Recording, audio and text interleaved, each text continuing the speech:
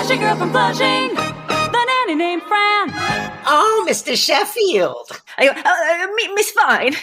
Wake up, everybody, because it's another episode of Oh, Mr. Sheffield, the podcast where we talk about the 90s hit sitcom The Nanny. I am Shandi Pasquale, here with my co-host, Toria Sheffield. That's right. And this week we are talking season 3, episode 18, Val's Boyfriend. It was written by Eric Mintz, who we haven't seen a ton of, and directed by the great Dorothy Lyman. Mintz only has 2 writing credits to his name, The Nanny and Breaker High, which I don't even know. A group of students attend a high school on a cruise ship. Wow, sounds horrendous. Oh, well, and this is it's interesting to me that he didn't work a ton because I really liked this episode. And by the way, this is the episode where Val gets a boyfriend who ends up hitting on Fran. And meanwhile, Cece quits when Mr. Sheffield won't make her partner in the company. Which was my favorite storyline in the episode. Yeah, I mean, I think I loved that this, it didn't feel random. Everything felt earned. Everything made sense. I wrote, I love this episode. It was working on every level. Also, Mr. Sheffield is low-key a monster to every woman in his life. He really is. Like, we can get into it, but I was like, wow, man. Bad look. He really is. He basically he did some pretty awful things to both of the main women in his life this week. But okay. But other than that though, I thought what I loved is, it was funny what was happening. It was engaging, but it also was like furthering in character relationships, character arcs. It wasn't just like, cool, now we're in LA at Hollywood for no reason. I think this is a good example of, we talked about last week how like the episode just felt like things were happening for the sake of them happening and that it didn't feel earned. And then, we talked about like, narrative or serialized storytelling. And this episode had the perfect balance, specifically with the Cece storyline, right? Because it's like, they didn't necessarily build to this over a couple of episodes, but the nature of the character and her relationship with everybody in this house perfectly lended itself to, you know what? At some point, she probably would get fed up and be like, fuck you. Yeah. And just the way that then it doesn't just further like Maxwell and Cece's relationship. It also has some really nice, Cece Fran moments, Cece Niles, like that. It just was working on every level for me. And so so I guess we can get into it. Except for the kids who once again get nothing to do. But Brighton made me laugh. Brighton did. He was funny. So we start this episode out with Fran and Val sitting in a coffee shop and they're like really gussied up. They're like dressed to the nines, as we established the meaning of a few episodes ago. And we also established that it's like late at night because apparently this is like Fran's strategy for picking up guys who are leaving the clubs. Because she's like, they're going to leave the clubs with girls they met there. And then, they're going to see them in the harsh light of this coffee shop. And we're going to look amazing next to those, with their makeup smeared all over their faces and their sweaty clothes. And, Let me ask you a question. Is this a genius plan or is it silly? I think it's silly because realistically, if a guy has already left a club with a girl, he's put in enough work to like seal the deal with that girl. I don't think he's going to pivot. You might be able to get some sad boys who didn't get anyone at the club and now are going across the street for some coffee. But I can tell you as a sad boy who never got anyone at a club, we don't go across the street for coffee. We go home, jerk off, and cry. Well, maybe she should have factored that into her plan somehow. She really should have been waiting at like a bus stop or something. But what ends up happening is, while they're having this conversation, a guy approaches them and he's like, "Hi, like, what's your name?" And Fran literally goes, "Do you mind? We're having a conversation." And then she goes, "Oh, wait, are you the owner of that Porsche we hit?" So it's like, and then the guy behind her goes, "Wait, did you say something about a Porsche?" She's like, "No, no, never mind." And then she's like, "Wait a second, are you hitting on Val?" And he's like, his funny thing is he thinks for a second. He goes, "Yeah."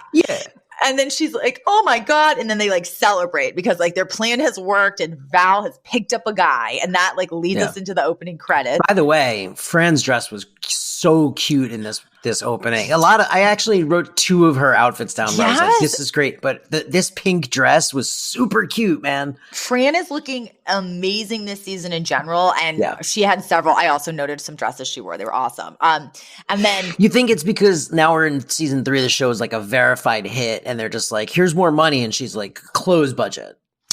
I think it's a couple things. I think she maybe has, because you know, she's like we're all slaves to the machine. I think she is even like fitter than she's ever been before. Her body is like it was always good, but you can tell like she's been hitting the gym, doing whatever it happens to you when you get on a hit show and like probably start paying for nutritionists. But you were going to say doing whatever happens to you when you hit a gym.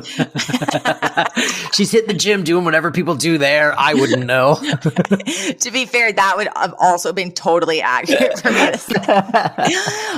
And then also I keep noticing this. They really like changed her hair. They did what they did to Elaine's hair. Remember how Elaine used to have like frizzy big hair on Seinfeld, and then suddenly one season she had just like much more like conventionally attractive straight hair that was like done. It was like, I think that TV stars started getting more glamorous as opposed to like real, like cute but real. Well, and I also think when your show's new and you're like, thank God I got this job, and they're like, you look like a moron, this character. You're like, okay, whatever. And then you get into the 3rd season and you're like, look, I'm not going to walk around looking like an idiot for long. Yeah. So I need to, my character's got to have a makeover. Like I'm not going to do this the whole time. So then we get the B plot set up. Yes. And that's Cece is in Mr. Sheffield's office and she's showing him his new business cards. And she ends up showing him one that reads Sheffield Babcock Productions instead of just Maxwell Sheffield Productions. And so like this is her way of broaching the topic that she like officially wants to become his business partner. And she's like, you know, you always find a way of avoiding this conversation, Maxwell. And he's like, no, I don't. And then he's like, Miss Fine, is that you? Come in. How's your wacky family? Like literally like grabs Fran, pulls her into the office. She just like immediately like launches into talking about her family, which is hilarious. Like she barely needs the invitation. Yes. He asks and she's like, oh, actually. And that was actually one of my favorite jokes of the episode is then the mole. No, it was after she's been blathering about like her dad's mole and like her mom's mole and her dad's like, you know, peeing problems. Cece just screams, shut up. And she's like, he doesn't care. He's just pretending to want to hear what you have to say so that he doesn't have to talk to me. And then Fran goes, oh, what? And then she just goes, well, anyway, so my mom's mole. Like, she truly doesn't care as long as someone will listen to her talk. Yeah. Yeah. It tracks. That works. Was so funny. And then in all this blathering, she ends up revealing that Val has a boyfriend. And everyone laughs. And she's like, no, I'm serious. She does. She's like, you know, Val has a life before I do. It's like when Rhoda got married before Mary. And she reveals that like she doesn't really have anyone to talk to anymore. Like she kind of is feeling like she's missing her best friend. But so we I think that's an important character beat for what happens later. Oh, absolutely. So then Cece ushers Fran out and forces the conversation back to this, you know, partner business. And this was an interesting part because we find out some context and backstory to like how long this company's been in existence, like when they started working together. And it kind of actually like fills in some questions we've had because Mr. Sheffield, he's like, you know, I founded this production company when I was 17 years old and I'm not about to give half of it away. And then she's like, there wouldn't even be a Maxwell Sheffield Productions without me. And literally like Niles is in the room and you can see the look on his face. It's like, oh no, like this is about to get bad. And Mr. Sheffield's even like, Niles, like, can you please leave? I love this. He throws more dirt on the floor and he goes, yes, just finishing up. Because he wants an excuse to be in the room for this blowout. Yeah. And then, you know, Mr. Sheffield's like, I produced 7 shows before you became my secretary. And then she like kind of implies that like, yeah, he did produce 7 shows back in England and like nobody remembers them and they were all all flops. sucked. Yeah. Yep. And then he's like, well, if you don't like it, you should leave. And so she does. She straight up quits. And like, this is one of the few, it's kind of cool because you're like, I'm on Team Cece here. For like, I like, she's making some valid points, and we know he's a petty child in a lot of ways. So it kind of was nice to just, see her follow through on that. Yeah. I mean, and it's like, again, I really think that this one felt earned as opposed to just, oh, well, we need something to happen here, so Cece's going to quit today. Like it felt earned. It was, and part of it is, I think part of it is because they have so much backstory that they were able to dive into, that it was believable that she had reached a tipping point where she's like, hey man, like, okay, sure, I started as your secretary, but like I have been here for years and years. At what point do I get elevated to partner? And that's a reasonable request, Yep. And which, did put me on Team Cece too. Yeah, I was like, give her a raise. Fuck you. Well, because and also I think it's cool to have this in season 3, because let's say this had been like season 1, episode 3. You're right; it would feel completely unearned. We'd be like, oh, you're giving us a ton of exposition so that we care just about so we this. can get to this. Yes, but it's exactly. like the fact. We see Cece's always at the mansion. Cece's always trying to talk to him about business. She's always like, always working. And so she works incredibly hard for him, and it shows. She really does. And so then we go to a scene that's later that week. It's Mr. Sheffield in the kitchen, and Brighton, he's like, Dad, like, is Fran around? And Mr. Sheffield's like, no. And then he's like, oh, thank God. And she's like, she took me shoe shopping with her. We got facials. She made me watch both the Barbara and Judy Garland versions of A Star Is Born. She's turning me into Val. And like we realize that, and then no sooner does he say like she's turning me into Val, does Fran come in a bathrobe holding a Yentl record, and then she's like, Brighton, can you hear me? And he literally runs out screaming because she's so starved for her best friend. She's got. I also like the very 90s detail of her having Yentl on Laserdisc. Yes. I thought that was so great. I was like, oh yeah, this would have been when everyone was like, Laserdisc is the future. So, and this is so far removed that some of our younger listeners, they won't understand any of this, because I was about to be like, there's this period of time after VHS where it was like, is it going to be DVDs? Is it going to be Laserdisc? And these people are probably like, what the hell's a DVD? We're so far removed from that conversation now that it doesn't make sense make sense on several levels. But so Brighton runs out screaming, and then Mr. Sheffield is like, Miss Fine, maybe I can hang out with you tonight. Like, I can be your little replacement best friend. So, like, what do you and Val usually do?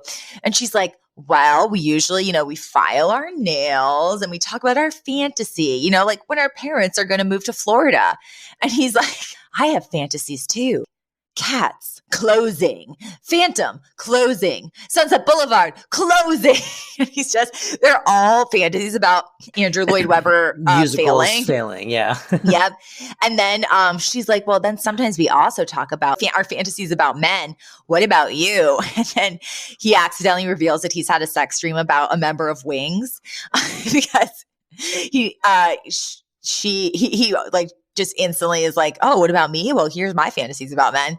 He realizes he said it and that she's surprised. And then he like kind of clumsily leaves the room and he's like, I'm going to go watch sports, which I thought was like, we've seen better jokes much better jokes than like this show's a little better than that.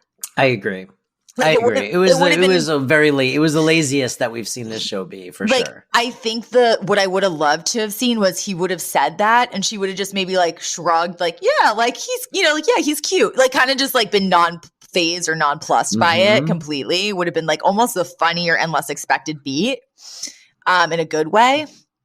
But then, so that happens. And then Val enters and she's with her new boyfriend, Polly. And Val goes off to use the bathroom. Real weird guy too. They really cast like a very strange looking man. He's wearing a leather duster and he like walks with this bizarre bouncy sway. Like he was such a loser. Like he was such a loser. Yeah, it was very specific casting. They really had like a type in mind for Val, and it was awkward loser. It's like, I feel almost bad saying this, but it's like, he is, if you have a friend that has like low self-confidence, this is probably the type of guy they would think they deserved. Just like, that's sad. I know, but like, you're like, oh no, like a guy who probably is like like they probably have a great career and yet like they're dating a guy who's unemployed, you know, because there's something in their wiring where they're like, yeah, like, you know, I'm just grateful he wants me. And it's just like, no. What does Val do? Do we know what Val does? She works at a. She got fired from the bridal shop when Heather Biblow and Danny got engaged. Right, but we don't know if she didn't get another job since. I mean, I would hope they gave her that job back. You know, water under the bridge now. True. But Val goes off to use the bathroom, and then, you know, Fran says something like, you know, I am happy for Val because you make her happy. And I think we're going to be great friends, Polly. And they go in for a hug, and then he like gropes her butt. Yeah. He just goes for it. And that's like, and she kind of has this look on her face. It's like two full handfuls, like a cheek in each hand, just a big old squeeze. I mean, he really he may have done a squeeze and a spread even. It was a lot. Yeah, and so it's like she looks like just shocked and horrified, and like that's the end of that scene. And then I think it might be like the next day even we cut to a totally different thing, which is Cece stops by the house, and by the way, she was wearing a gorgeous coat. I loved that coat she's wearing. Yeah, and she says she's stopping by to get her things. And she also casually mentions that she's currently in talks with Marvin Hamlish to open a production company with him. You know, great famed, you probably know so much more about him than I do. I just know. Yeah. Great, famed Broadway composer. Yes. Right? Yes. It's a huge get for her. Like, it's interesting with Cece because they do sometimes make it seem like she has more famous friends than she brings to the table with Maxwell, because she's constantly name dropping and getting in with these people. But Hamlish is he's like an EGOT winner, you know? Mm-hmm. Like, he's gotten all of the things that EGOT is Emmy, Grammy, Oscar, Tony. I read he's also won a Pulitzer, and he's like the only person with like an EGOT and a Pulitzer Prize. Yep. And she's like, oh, well, you know, I'm actually in production in like talk with Marvin Hamlish.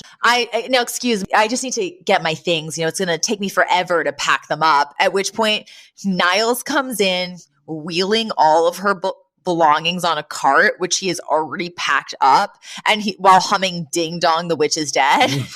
And, you know, just like he's clearly like he could not get her stuff out of the house soon enough, right? And be done with her, ostensibly at least. And then we cut to Niles later that week in the kitchen, and he's like low key shoveling food in his mouth while Mr. Sheffield is talking to him. And Mr. Sheffield, of course, is like, he's like stress eating. Yes, he is. Yeah. And Mr. Sheffield, meanwhile, is like, oh, you know, there's all these piles and piles of scripts in my office. You know, I guess I didn't realize that, you know, Miss Babcock usually sorted through them. So it's like we already are getting the sense that he was underappreciating Cece's contribution to the business, right? Like, it's already affecting him that she's gone. And then meanwhile, he's looking at Niles and he's like, Niles, like, do you think you could actually miss Miss Babcock and you're substituting insulting her with eating? And Niles is literally like, that's ridiculous. And then he walks to the freezer and he's like, what happened to the chunky monkey hidden behind the piece? And then Fran walks in and she goes, been there, done that. Which really made me laugh as a way to describe that, like, you got to the hidden ice cream first. Yeah. Yeah. And okay, so this next part, I was literally like, oh my God, like, Maxwell Sheffield, like, you're a monster. Because so now she's in the kitchen and it's it's Mr. Sheffield and Niles. And she's like, oh, Mr. Sheffield, the weirdest thing happened. I think Val's boyfriend made a pass at me. He like groped me. And then Mr. Sheffield instantly doubts her story and implies that she probably just, quote, imagined it, and then convinces her that, you know, she's probably just creating problems because she misses having her friend. Not Mr. Sheffield's best moment. No. And the worst thing is that kind of resolves it. Fran's like, you're probably right. It's like, no, dude, he groped you. But stand up for yourself, girl. That's Mr. Sheffield's hot take. and then Cece enters to, she says it's to, quote, drop off some old contracts, but really it's clearly to show off this newspaper which is featuring a photo of her and Marvin Hamlish together. And Mr. Sheffield literally acts like he couldn't care less. And like kind of like saunters out and makes some like derisive comment about it. And then this was actually really sweet and sad because now we have Fran and Cece in the kitchen together. Fran is desperately missing her friend. Cece's lonely and like isn't getting the reaction she's hoping for from Maxwell. And Fran's literally like, Miss Babcock, would you maybe want to? And before she even finishes, Cece's like, yes, I'd love to. and Fran's like, well, you didn't even let me finish, and then she's like, well, we can go to dinner. It'll be my treat. And Fran's like, okay, I guess, yeah, we'll go and we'll talk. And Cece goes, about what? And Fran's like, we'll drink. And then this amazing scene ensued. This was such a good scene. This was the best scene. Yeah. We cut to Fran and Cece at a sushi restaurant. And Fran has clearly never had sushi before. She's like trying to eat one of the plastic shrimp off a platter. And we set up this incredible gag where she's never had wasabi. And she's like, what's this? And Cece's like, oh, it's this type of mustard. And Fran's like, oh, I love mustard. And while Cece's talking, we see that Fran is piling just wasabi. Piling it up. And so while she's doing that, Cece's so gross. Right? And while that's happening, Cece confesses that she doesn't actually know Marvin Hamlish. She just had some friend who worked as an editor at that newspaper who doctored the photo. And she's like, that whole cover was a fake. And then Fran's like, you mean Pepe didn't really land the plane? Which is a really funny callback because also on that cover was a story of a dog that landed a plane. So Fran's like super like, oh no. But so anyway, while Cece's talking, Fran takes this huge bite of wasabi and she literally grasps her throat, falls to the floor choking the whole while Cece doesn't even notice because Cece is just looking off in the other direction being like, oh, Miss Fine, can you please help me get my job back? If you can convince Maxwell to take me back for old time's sake. And then by the time Fran has recovered and is finally sitting back in her chair, this epic moment happened where she goes in like a completely non-Fran voice, goes, wow, that mustard really clears up the nasal passageways. So it's like Fran Drescher doing an imitation of a person who does not have a nasal like voice. Fran Drescher, yeah. Yes. And like totally normal, right? And then she's like, I wonder how long it'll last. It was such a great beat. The audience loves it, right? Hey, it's Kaylee Cuoco for Priceline. Ready to go to your happy place for a happy price? Well, why didn't you say so? Just download the Priceline app right now and save up to 60% on hotels. So whether it's Cousin Kevin's Kazoo Concert in Kansas City, go Kevin, or Becky's Bachelorette Bash in Bermuda, you never have to miss a trip ever again. So download the Priceline app today. Your savings are waiting. Go to your happy place for a happy price. Go to your happy price, Priceline. They ate it up. They ate it up. It's very Lucille Ball. Yes. Oh yeah. It was the falling off the chair too. It's like she like falls to the ground. It's great. It's perfectly done. I loved it. Yep. And so we established that. We now know that Cece is not actually, in cahoots with Marvin Hamlish and she's desperate to get her job back. And so the next scene, we have Fran in the foyer with Mr. Sheffield, and he actually, this is another moment. He's starting to realize that Cece was a lot more valuable than he was acknowledging, because he's like, oh, I just can't schmooze the way she can. And he almost wistfully is like, I just can't be as insincere as she is. Which is like a great line. And then, Mr. Sheffield walks off and the doorbell rings and it's Polly. And she's like, oh, where's Val? And he's like, oh, she stepped in some dog poop. So she went off to get a lottery ticket, which I guess it's supposed to be lucky. Oh, is that what that is? I didn't get what that meant. Oh, okay. I think that's like a thing. Makes sense. So then, Fran's like, because Fran had been convinced by Mr. Sheffield that, Polly had actually done nothing to her, she starts to apologize. And she's like, I'm really sorry, Polly. I think I had a really weird reaction after I saw you last because this is so hilarious. But, I thought you were hitting on me. And he's literally like, yeah. And then he grabs her and dips her and kisses her, unprompted. Yeah, like the sailor picture. Yeah, right? Yeah. At which point Val walks in and she gasps. And I don't know about you, but I was so relieved that Val instantly sides with Fran. Val's kind of like, get off her. And then, they're both like, get the hell out of here. I was like afraid it would become this drama of Val being like, Fran, how could you do this to me? Right? Like you were kissing not my for boyfriend. a second.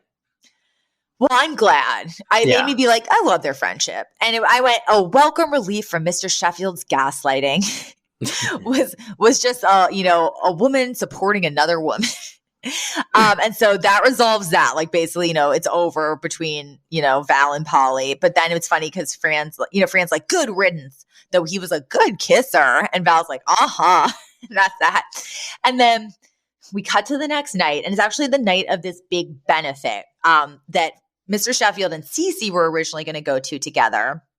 But now he's going to take Fran because obviously Cece's out of the picture. And she descends the stairs, I wrote, looking fabulous. Yellow and white dress, fits her like a glove. She looks knockout. Yeah. And then this was the other dress that I really liked. And also in the scene where she first tells Mr. Sheffield about Val's boyfriend making a pass, she's wearing like a mosaic tile jacket. I also really liked that crazy jacket. Oh man, that thing looked awesome. Yeah, she's just fantastic. All of it fantastic.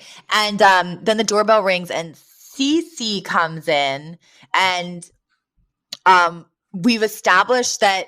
Oh, so sorry. I think Mr. Sheffield is not in the room in this exact moment because Fran answers the door and Fran's like, what are you doing here? And Cece's like, you told me to come over before the benefit because you said you had some big master plan to, get Mr. Sheffield to hire me back. And then Fran is like, that was tonight. And then she's like, I'm just pulling your leg. So we established that Fran has this plan in place, right? Yeah. So then Mr. Sheffield walks in again. He's like, Cece, like, what are you doing here? And she's basically like, I just need to pick something up real quick. And Fran's like, yeah, Marvin Hamlish is just waiting for her in the limo outside. And Cece's literally like, he is? And Fran's like, go with it. Like, shut up. Go with it. And then I think the doorbell rings again and it's Marvin Hamlish. And he's like, Cece, I'm just, and like the audience goes crazy because it's like, it's a big, like get, right? Like, it's just cheering, big special guest. And then he's like, Cece, I just wanted to see like if you were going to be much longer. And then she's like, oh, like, I'm trying to remember exactly what they talk about. Oh, because Fran goes, I'm one of your biggest fans. Can you send me an autograph picture? And he's like, sure. And then she goes, have it say to Fran, love Barbara Streisand, which I thought was such a funny beat to ask someone to send you an autograph picture from somebody else. And then, Marvin like looks at Mr. Sheffield and he's like, well, I'm just so happy to be working with Cece. I guess your loss is my gain. And that's like too much for Mr. Sheffield to bear. Oh, and we had also established that when Mr. Sheffield was trying to schmooze earlier in the week, the way that Cece does, he clearly accidentally accepted a date from Harvey Fierstein because he's got it. So it's like no sooner does Marvin Hamlish say like your loss is my gain, does Niles come in and say, sir, Harvey Firestein's on the phone. He wants to know if you want nuts in your pesto sauce. And like Mr. Sheffield literally just like screams in agony and he's like, he begs Cece back, right? And he's like, please come work with me. I'm sorry. And then she's like, well, are you going to make me partner? And he's like, I can't do that, but like, I'll make you vice president and I'll give you like 2% in the company or something like that, which is not that great. No, I would say not. It was like a paltry offer. Yeah. I would have liked something more substantial, if not partner. Same. And then, but she still comes back anyway. And then Niles makes a jab at her, but then goes, welcome back. Like Niles is clearly so pleased that she's back. So Cece and Mr. Sheffield leave for the benefit together as was originally planned. And so it's just Marvin Hamlish, Niles, and Fran. And Niles starts to say how big a fan he is of Hamlish. And then Fran's like, oh, Niles, no, this is just my music teacher from high school. He's a dead ringer from Marvin Hamlish. And then Marvin Hamlish goes, I personally don't see it, which I think is just like, that's a comedically genius thing to do, like to get the actual person there. And then be like, nah. He's just, oh no, he just looks a lot like him. And then Fran turns to Niles and whispers, poor guy, living in the shadow of a genius when he has no talent himself. And then Marvin Hamlish sits down at the piano and starts playing this like amazingly beautiful and complicated piece. And Fran's just like, sad, isn't it? it was a good sense of humor funny. About himself. Yes, it was hilarious. And that's literally the whole episode. That was it. We get resolution all around. It was good. I liked this one. I thought it was like we said, it all felt so earned that it was very easy to like root for people and feel stakes in things. And, we know Fran and Val well enough that we don't want to see their relationship fall apart. Like, Cece and all of her interactions with everybody, we're invested in those relationships too already. So yeah, it was a fun episode. I really liked it.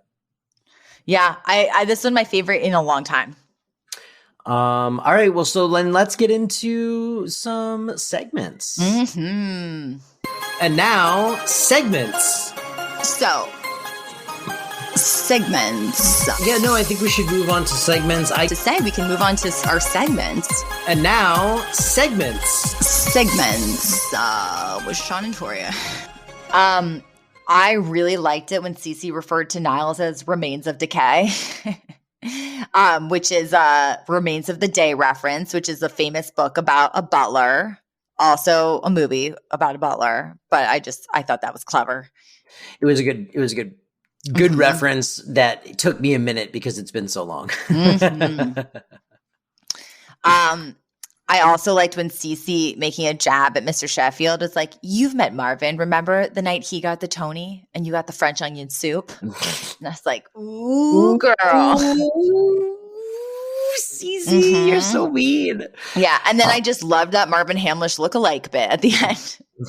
I also liked Fran explaining that the doctor calls her mother's mole a mood mole because it's constantly changing. So dangerous. Yeah, very dangerous. It's like, oh, does she have face cancer? Is she okay? But I did like that, and let's see what else. I think you mentioned my other ones, and I really loved Yentl on Laserdisc. Feels like such an obsolete, unnecessary thing to even exist. I almost want to buy a copy of Yentl on Laserdisc and frame it and put it on my wall. What's that? Oh, it's my Yentl on Laserdisc. And I did really like that Pepe the dog line. Like, so Pepe didn't really land the plane. That was the most concerning thing about the faking the headline thing to her. Yeah. There was no Yiddish this episode. None. We were Yiddish deprived. Mm-hmm. It's okay. As we say, it happens. And this, you know what? Before I say the Nanny trivia, I forgot to double check because I wanted to say which listener told me about this. So hold on. I'll vamp for a second. So here's the thing, folks. What's the deal with I don't know. Here's the things, folks. Let me tell you about eugenics.